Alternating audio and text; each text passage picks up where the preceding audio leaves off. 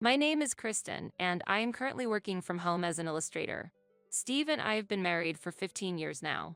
We have a son named Alex, who is in his second year of middle school. He has a mischievous side, and as he is going through puberty, each day feels like it slightly wears on my heart. Currently, our family is living with Steve's parents, a situation that came about at the suggestion of my in-laws. Steve has two sisters. One is married and has left home, while the other remains unemployed and mostly stays in her room. We agreed to live together following their request for support. However, this living arrangement has become a significant source of stress for me. Initially, my in-laws were kind, but over time, they began to become more demanding. When working from home, I am criticized as if I were just playing around, and when doing housework, I am told to clean more thoroughly. Without understanding my work from home situation, attempts to explain are dismissed as making excuses. As a result, I have given up on trying to convince or explain to them. I have explained the situation to my husband and asked for his intervention more than once or twice. When Steve spoke to his parents about my work, they dismissed it, saying, "It probably doesn't turn much, and it's just play, not work," and he did not argue further. It's clear I am not just playing around. I have seriously acquired clients, and while my annual income was $50,000 when we got married, it has now grown to $100,000, and I work with numerous companies. I believe Steve understood this, but his true feelings remain unclear. This situation has continued for 15 years, but I do not intend to endure it indefinitely. I have been secretly saving money, and I am close to reaching my goal. Once the goal is achieved, I plan to buy a luxurious high-rise condo and start a new life there with Steve and Alex. Steve agrees with this plan, and I am looking forward to a promising future. "Steve, we're almost at our target amount," I said to my husband, who was browsing on his phone in bed after finishing housework and work. He glanced at me and responded with a lackluster hum. His reaction disheartened me, and I lost the energy to continue the conversation, sighing deeply. "Don't you like it?" "It's not that I don't like it. I'm just wondering how to tell my parents," Steve murmured while fiddling with his phone. Indeed. We have not yet informed his parents about our plan to purchase the condo. However, I was not deeply troubled by this matter. I thought that once the condo's paperwork was advanced to a stage where cancellation was impossible, his parents would have no choice but to accept it. This turned out to be the right approach. After a few months, I managed to save the target amount and successfully acquired the high-rise condo, which is in Steve's name. Although I earn more, the uncertainty of my home-based work made us decide it was safer to have the property in his name, as he has a relatively stable job. Preparations went smoothly, and as the moving day approached, we decided to inform his parents about the move and the purchase of the condo. They were surprised when they learned about the condo but ultimately raised no objections. A few days after the discussion, we moved into the luxurious high-rise condo as planned and started our new life as a family of three for the first time since our marriage. We managed to acquire a spacious home with a 5-room layout, including a bedroom for us, a room for Alex, and a workspace for me, where I can comfortably progress my work with no issues. We were enjoying our happy times when, shortly after moving, a request came from a well-known company I contracted with asking me to visit their office. The company is quite a distance from our current high-rise condo, requiring an airplane flight to visit. Moreover, a day trip would be challenging, necessitating an overnight stay. Despite this, I was required to stay at the company for about 3 days, engaging in various meetings that necessitated illustration work. Consequently, I arranged a 4-night, 5-day schedule, shared the information with my husband, Steve, and departed for the state where the company is located a few days later. The meetings with the company concluded smoothly, and I returned to our high-rise condo the following day. Exhausted, I bought some prepared food on my way home and arrived around 6 p.m. Since it was a holiday, I expected Steve to be home. However, upon opening the front door, I discovered several unfamiliar shoes lined up, which at first made me think Alex's friends had visited. But it was clear those weren't the shoes of youngsters. Wondering if perhaps they belonged to Steve's colleagues, I quietly made my way to the living room and slowly opened the door. There, I saw my in-laws relaxing at the dining table. "Excuse me." I approached my in-laws with surprise and greeted them, to which they cheerfully responded, "Welcome back, we're happy to see you." However, I was too perplexed to reply. At that moment, Steve, who had been watching TV, came over to us, and I gave him a look that demanded an explanation. He casually mentioned that after telling his mother about my 4-night, 5-day absence, she decided to come over right away. "Leaving your son and grandson for a trip? What were you thinking? His mother reproachfully commented after Steve's explanation. No, it wasn't a trip. I hurriedly corrected her misunderstanding, but the looks on my in-laws' faces were clearly skeptical. Lies are unacceptable. Was that your purpose for leaving the house? My father-in-law raised his voice at me, and my mother-in-law joined him with a menacing look. Could it be that you're engaging in infidelity? My mother-in-law snared, casting a contemptuous gaze and mocking words at me. I'm completely innocent of such actions. It was for work purposes. I raised my voice in defense against the baseless accusation.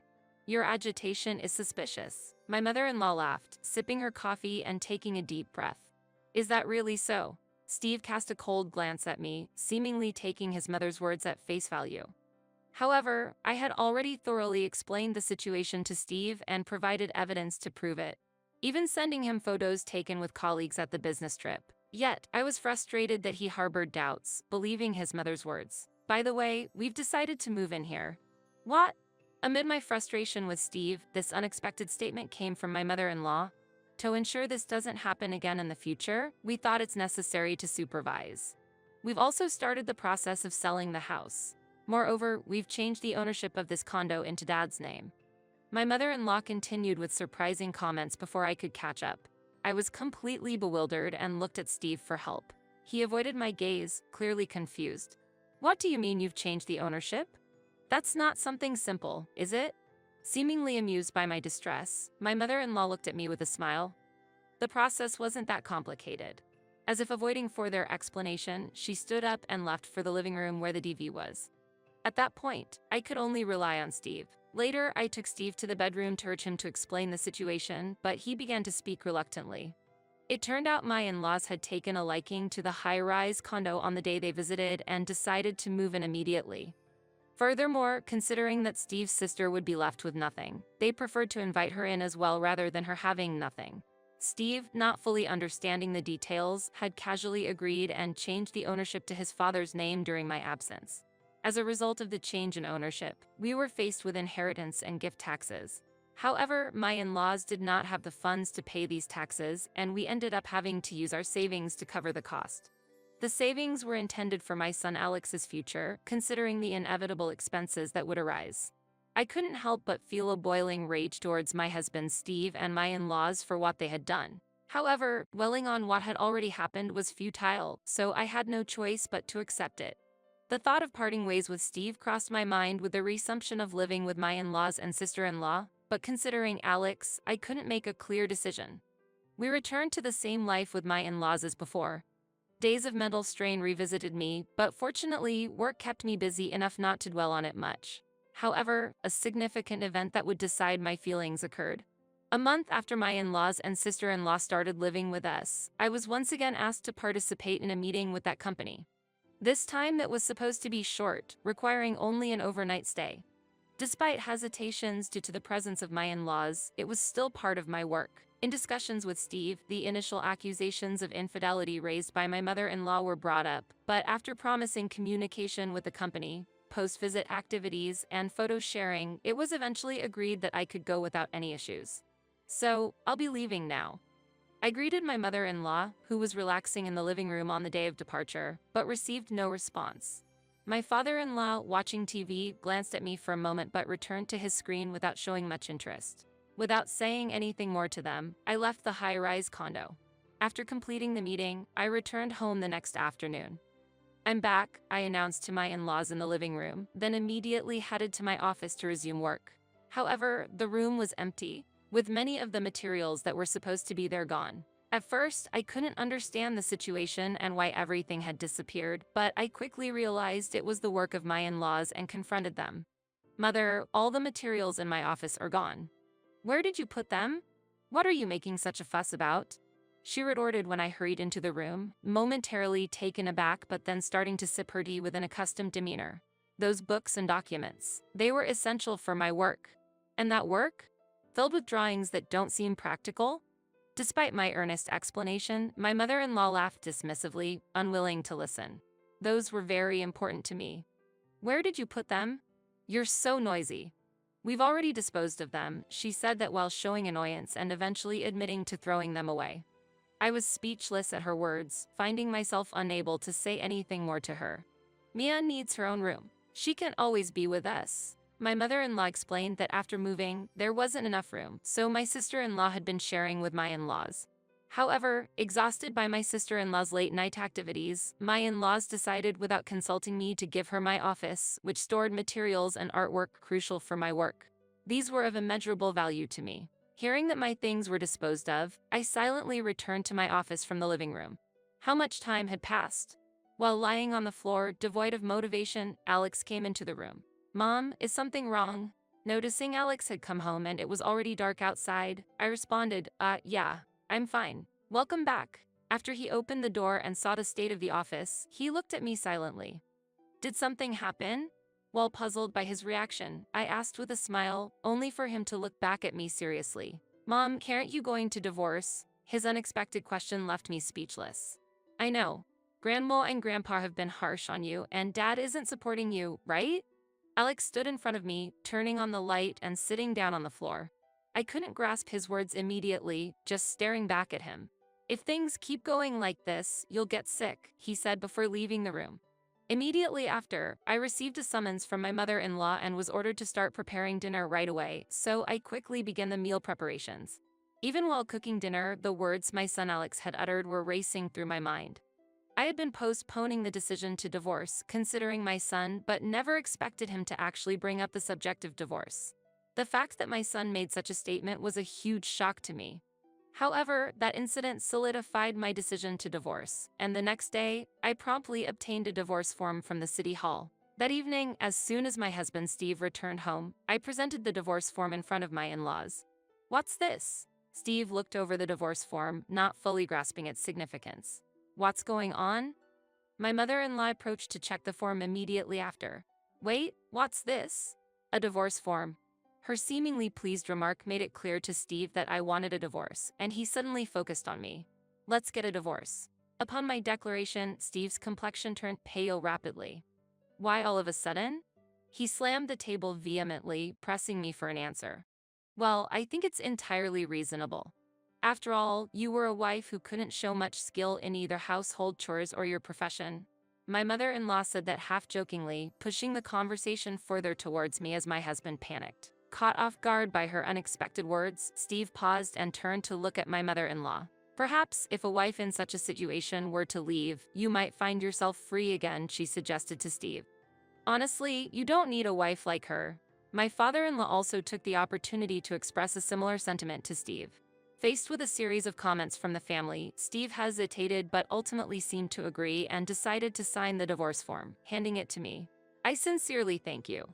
I took the signed divorce form and went to my son Alex's room, expressing deep gratitude. Upon opening the room, Alex was immersed in studying or something else, concentrated at his desk.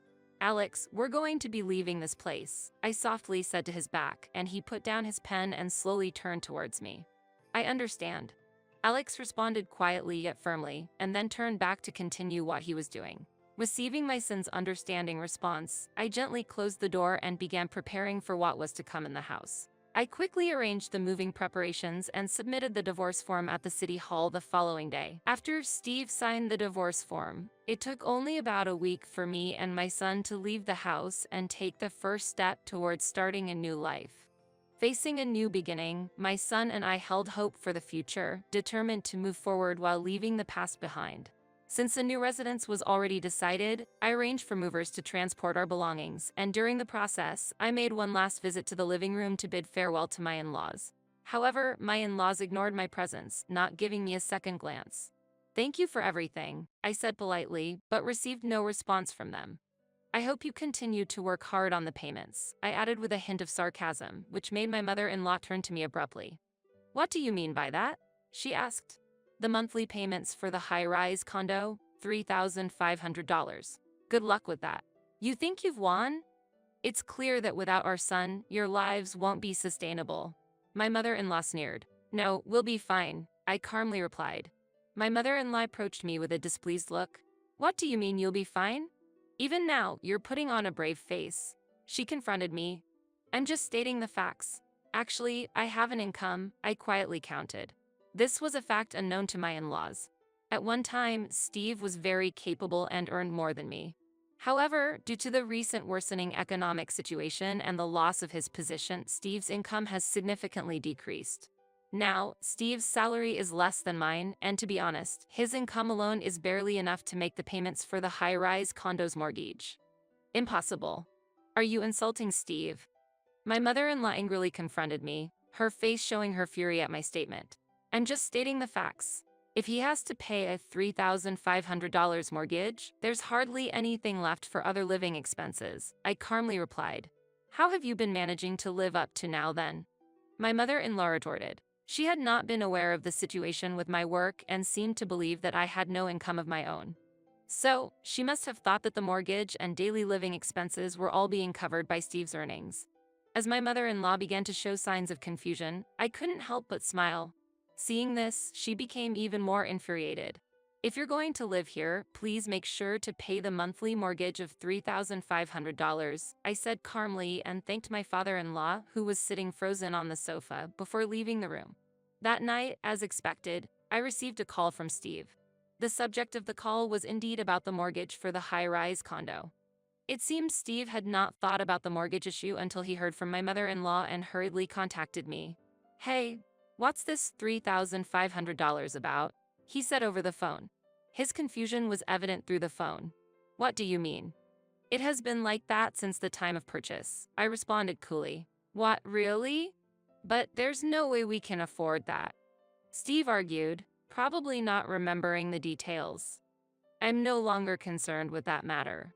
Goodbye, I said and promptly hung up the phone. Immediately after, I stopped accepting any calls from Steve or my in-laws. From that moment, I felt completely relieved, filled with a sense of serves them right towards them.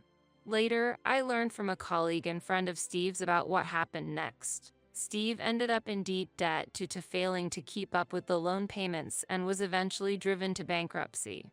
Naturally, my in-laws and sister-in-law didn't have the funds to make the payments either and also faced bankruptcy. Steve managed to keep his job but now has to support not only himself but also the other three, taking up night jobs and becoming increasingly worn out day by day.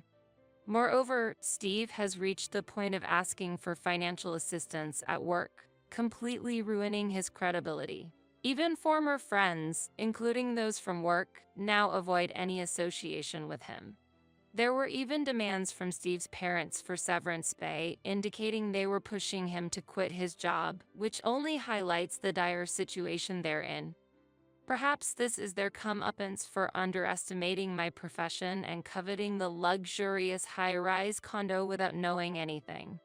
Now, I live comfortably with my son, focused on my work, and feeling incredibly happy. Alright, finally managed to deliver. I'm glad I made it in time for this mince delivery. My name is Maggie. Since I was a child, I've loved drawing in sketchbooks with crayons and colored pencils, and that hobby has continued into my adulthood. When I was a student, I worked part-time drawing illustrations, which has become the foundation for my current career. Now, I'm enjoying a freelance life, drawing illustrations at my own pace.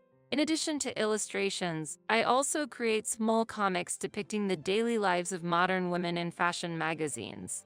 I've heard encouraging words from my editor, like, Maggie's drawings get a lot of positive reactions from our readers.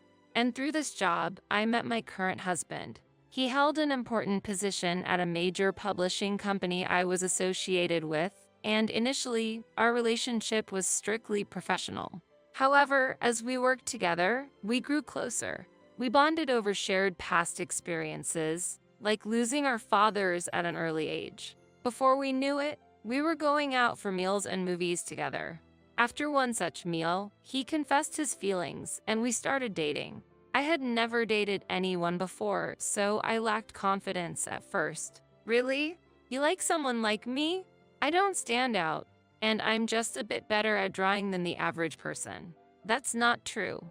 You're really talented, Maggie, and I love the way you utilize that talent to the fullest. His kind words made my heart flutter. After dating for several years, we decided to get married. After getting married, we enjoyed our newlywed life for a while. Both my husband and I were then approaching 30. I wondered if it was better to have children sooner rather than later. Then, one day, my husband proposed that we live with his mother. I was initially surprised, but I had always yearned for happy family moments since I grew up in a single-parent household after losing my father early on. So, I looked forward to living with my mother-in-law. Maggie, I have something to discuss. Actually, my mother wants to live with us. What do you think? Really? Hasn't your mother always lived alone at her place? Yes. She must have her own reasons for wanting this. I was surprised she brought it up to us, newlyweds, but I want to understand her feelings. I hadn't interacted much with my mother-in-law. The only occasions I could do so were during our wedding and other formal occasions. From the start, she seemed very warm and approachable. Her smile and kindness reassured me. My mother has been feeling lonely living by herself. I used to visit frequently, but I've been too busy recently. That must be hard for her. But if she wants to live together, it may be fun living together under one roof. Really? Of course. I don't mind, and I'm looking forward to it. Thank you, Maggie. That really helps. So, we decided to live with my mother-in-law. My husband was pleased with my decision, and our new life as a family of 3 began. Maggie, what's your favorite food? I want to make something special for you. Thank you, mother-in-law. Let me help you with it. It's fine, Maggie. You relax here. Our cohabitation was going smoothly. My mother-in-law took care of most household chores. I was really grateful for her support, especially because I was exhausted from work. One day, my husband dropped a bombshell. Maggie, this might come as a shock, but I've been transferred to another region. What? Really? I was filled with confusion and anxiety at the sudden news of his transfer. Considering our recent cohabitation, I wondered how this would affect my relationship with my mother-in-law. I thought about ending our living arrangement but couldn't ask my mother-in-law due to the unavoidable nature of the transfer. I also pondered moving with him, but staying in the city was more convenient for my job. Thanks, Maggie. If you ever have concerns about living with my mother, let me know. I remember feeling a bit relieved by his words. Thank you, I understand. In the end, I decided to continue living with my mother-in-law, but this decision might have been a bit hasty. At first, our cohabitation was harmonious. We respected each other's preferences and shared household chores. However, after living together for a short while, my mother-in-law began to change her attitude towards me. She assumed I wasn't doing anything. Maggie, shouldn't you help out a bit more around the house? I'm sorry, I'm quite busy right now. I'm working on this tablet. You say such things, but you're just holed up in the house doing nothing. Even if you draw on that thing, there's no way you can make money from it. No, actually, I work using this tablet, and I support our household with my income. I've explained many times that I work from home, but my mother-in-law didn't believe me. She misunderstood me as a freeloader and asked me to help around the house. I intend to help with household chores as much as I can, but I'm busy with work and can't always help. So I contribute by putting at least $3,000 from my income into the household every month. That's the money my son is giving you, isn't it? There's no way you can pay that amount yourself. No, that's not the case. I tried to explain again, but my mother-in-law wouldn't accept what I said. Despite explaining multiple times that I was contributing a significant amount from my income even though I couldn't help more with the chores, she continued to ignore my words. It was futile, no matter how politely I tried to explain. As time went on, her attitude towards me hardened and she began to berate me. She has never worked since getting married. She occasionally goes out shopping or for lunch with friends, but primarily stays home. Despite this, she was relentless in demanding that I help more around the house, even when I was working hard to support the family. As a result, it sometimes affected my work and caused inconveniences to my colleagues. Under these circumstances, it became difficult for me to maintain credibility and continue working. I needed to find a solution. Then, one day, while I was working in my room, my mother-in-law called out, "Maggie, come to the living room for a moment." I headed to the living room, tablet in hand, to find not only my mother-in-law but also my brother-in-law and his wife, still holding that tablet. "What are you doing?" "I drawing." "Maggie, you still love drawing even as an adult, huh?"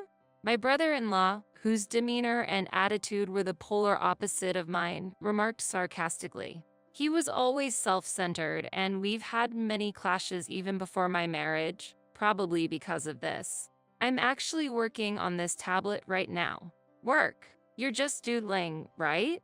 LOL. My sister-in-law, with her usual domineering attitude, always looked down on me and threw snide remarks. "No, I'm drawing as a job. We heard from our mother that you can't do household chores or work properly. So, can't you just leave this house? From now on, we're going to live with Mom." They ridiculed and berated me. My mother-in-law looked pleased with the scene. It hurts to be treated this way by family. Since I had urgent work to do, I needed to focus on my tasks. But my mother-in-law didn't like my attitude. "Why are you ignoring me? How rude, especially with that tablet." She yelled. "Wait, mother-in-law, what are you?" Suddenly, she snatched the tablet from me and slammed it on the floor. Why would you do that?" To add insult to injury, my brother-in-law and his wife gleefully stomped on the tablet. The tablet screen cracked in several places, and it wouldn't even turn on. Holding the broken tablet, I was shocked to realize I couldn't continue my work. I tried several times, suppressing my anger to restart my work, but the tablet wouldn't revive. This incident made me realize that continuing to live with my mother-in-law was no longer feasible. So, I shared the incident over the phone with my husband. He was silent for a while, presumably in shock, but then repeatedly apologized. I didn't intend to blame my husband, but I was moved to tears by his kindness. When I told him that I wanted to live with him and not at his parents' house, he was happy. I had previously been worried about living in a remote location due to his transfer, but now I felt that being with him was more important. After deciding to move out, I immediately started preparing to relocate. But during this busy time, a surprising event occurred. Suddenly, my mother-in-law, brother-in-law, and his wife came to see me. Why are you here all of a sudden?" "I'm quite busy right now," I exclaimed in surprise. "Maggie, we heard you've been contributing $3,000 monthly. We're truly sorry about the other day. We didn't know until our son told us. We had no idea you were contributing so much." I could sense my mother-in-law's intentions. "I've told you this before. Anyway, I've decided to move out and live with my husband. Perhaps they realized that without me, they would lose the monthly financial support." "Maggie, don't say things like that. Let's all build a warm family together. Mother-in-law says if you leave, we have to pay $3,000. That's unbelievable. The reason Maggie got angry and left is because you broke that tablet, right?" "What are you talking about? It was Mom who broke the tablet first. Besides, all this happened because of Mom's misunderstanding." "That's right. It's not mother-in-law's fault. Maggie doesn't do housework or work. She just stays in her room all the time. In fact, it wasn't Maggie who was contributing money to the household." An argument started between my mother-in-law, brother-in-law, and his wife. For me, this argument was very bothersome. Without paying any attention to my mother-in-law, as I continued with my moving preparations, adding insult to injury, she said, "Maggie, I have a favor to ask. Without $3,000, we can't make ends meet. Even if you move to my son's place, won't you continue to send us living expenses?" She looked apologetic. "Why would I give money to dissolve our cohabitation?" I chuckled a bit. "Don't say things like that. What should I do from now on?" My mother looked troubled. "That's absolutely impossible." I shook my head. "I don't have any money." "Huh? I was putting $3,000 into the household every month, right? I thought that was more than enough for living expenses." After a moment of silence, my mother-in-law confessed, "I spent the money at a nightclub." I was lost for words. "You went to a nightclub? Mom, are you out of your mind?" My brother-in-law also angrily retorted, "Please, can you support my nightclub expenses?" After losing my husband, I've been trying so hard to live by myself. You can sympathize with me, right? My mother-in-law looked like she was about to cry. Absolutely not. I sighed deeply. My sister-in-law nodded in agreement. My mother-in-law's shoulders dropped. She was probably shocked at the idea of stopping her visits to the nightclub. However, I had no intention of helping her. Maggie, I'm sorry for the trouble my mother caused. Let's get along from now on. My brother-in-law apologized. That's impossible. I don't want to live with her and her family. But I firmly refused. After that, I started a peaceful life at the new location where my husband was transferred to. Now, we are enjoying our days in a serene town, and I can work peacefully. During this time, a thought suddenly crossed my mind: the bomb that I had left at my in-laws' place. Just as I was wondering about it, I received a call from my mother-in-law. Oh, mother-in-law, what's the matter? Maggie, what's the deal with the comic you drew? Eh? What about the comic I drew? You know, the comic you drew is all about our family, right? Maybe it was. Apparently, the comic drew caused a big uproar at my in-laws' house.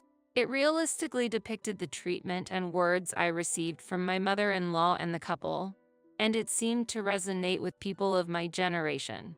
Although I changed the names of the characters, some relatives knew I was a comic artist, and someone apparently realized it was about my in-laws. My brother-in-law, his wife, and mother-in-law seem to be under fire right now. Because of you, Maggie, everyone knows our secrets. What should we do? But aren't secrets like this bound to come out eventually? Now, how can we face everyone? They even found out I was going to a nightclub. It might be difficult, but please resolve it yourself. How cruel. Feeling a bit refreshed at my mother-in-law's outcry over the phone, I learned that the family faced many difficulties afterward. Due to the contents of my comic, angry relatives gathered at my in-laws, and it was revealed that my mother-in-law had spent a lot of money at the nightclub and was in debt. The debt was so massive that she couldn't repay it by herself. My in-laws had to sell their house to repay the debt, and my mother-in-law started living with my brother-in-law and his wife. It seems she started a part-time job to repay the debt, but it was a tough situation. My brother-in-law and his wife, already struggling financially, faced even more challenges living with my mother-in-law. Eventually, my sister-in-law couldn't take it anymore and left the house after an affair, leaving my brother-in-law deeply depressed. Although I feel sympathy, I can't help but think they brought it upon themselves. As for us, we are enjoying our new life in the countryside. Shortly after moving here, we were blessed with our long-awaited baby. Initially, I was anxious about moving from the city to the countryside, but this area, blessed with beautiful nature, has become an ideal living environment. With the stress gone, we are enjoying a comfortable life. Furthermore, my previous comic was well received, leading to a new fashion magazine job, so both my personal and professional lives are progressing smoothly. I can't help but feel grateful to my mother-in-law and her family for the opportunity to move forward.